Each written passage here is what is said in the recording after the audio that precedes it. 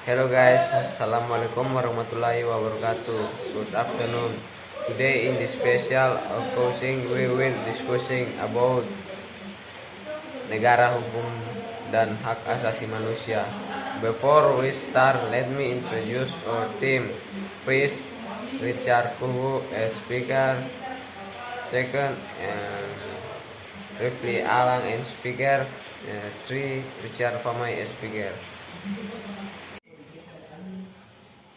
Assalamualaikum warahmatullahi wabarakatuh. Baik, saya akan membacakan materi tentang konsep dan ciri negara hukum. 1. Pengertian negara hukum. Negara hukum merupakan terjemahan dari Rechtsstaat, hukum Eropa kontinental, dan rule of law adalah negara yang penyelenggaraan kekuasaan pemerintahnya didasarkan atas hukum. Segala tindakan harus dilandasi oleh hukum agar dapat dipertanggungjawabkan secara hukum. Di negara hukum,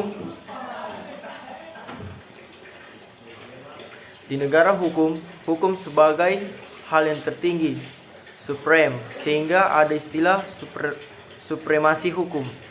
Tetapi hukum bukan formalitas atau alih-alih sebagai pembenaran segala tindakan. Ide dasar hukum yang tidak boleh diabaikan oleh supremasi hukum yaitu antara lain yaitu A. Keadilan, B. Pemanfaatan, C. Kepastian. Poin 2. Negara hukum formal dan negara hukum material. Dalam sejarah perkembangannya, negara hukum ada dua, yaitu negara hukum formal dan negara hukum material. Negara hukum formal, negara hukum yang berkembang pada abad 19 yang berceritakan sifat pemerintah pasif. B. Negara hukum material, muncul pada abad 20. Gagasan bahwa pemerintah tidak perlu turut campur dalam hal kesejahteraan rakyat lama kelamaan ditentang karena menciptakan kesenjangan kesejahteraan. Poin 3. Ciri-ciri negara hukum. Ciri-ciri dari Rechtsstaat. 1. Pengakuan HAM. B. Pemisahan atau pembagian kekuasaan. C. Pemerintahan berdasarkan aturan. D. Peradilan administrasi. Ciri-ciri dari rule of law. A. Supremasi hukum. B. Kedudukan yang sama di depan hukum. Indonesia sebagai negara hukum. 1. Landasan yuridis negara hukum Indonesia. Indonesia adalah negara hukum. Pasal 1 ayat 3 Undang-Undang 1945. Sebelumnya terdapat dalam bagian penjelasan Undang-Undang 1945 perumusan negara hukum.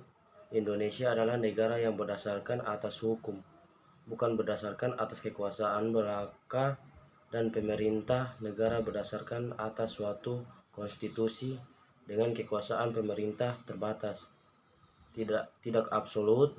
Konsepsi negara hukum Indonesia termasuk konsep negara hukum material atau negara hukum dalam arti luas.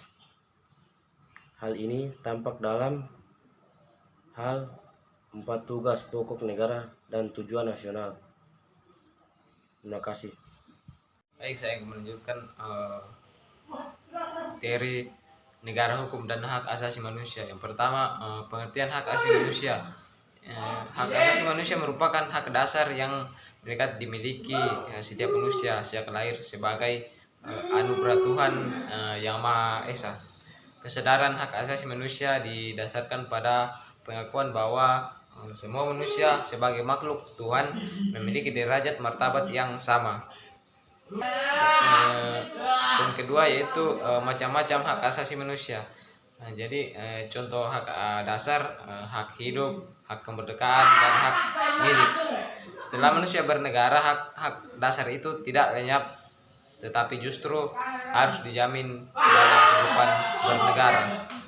Jadi kesimpulan dari materi hak asasi manusia, pelindungan hak asasi manusia dalam proses penahanan untuk mencegah terjadinya perlakuan tindak manusiawi terhadap para tahanan sebagai diatur dalam instrumen nasional HAM dengan tujuan untuk memberantas para tahanan sebagai objek pemisahan sehingga dapat diperlakukan sewenangnya. Thanks a lot to Mr. Aidinal as a lecturer in the subject.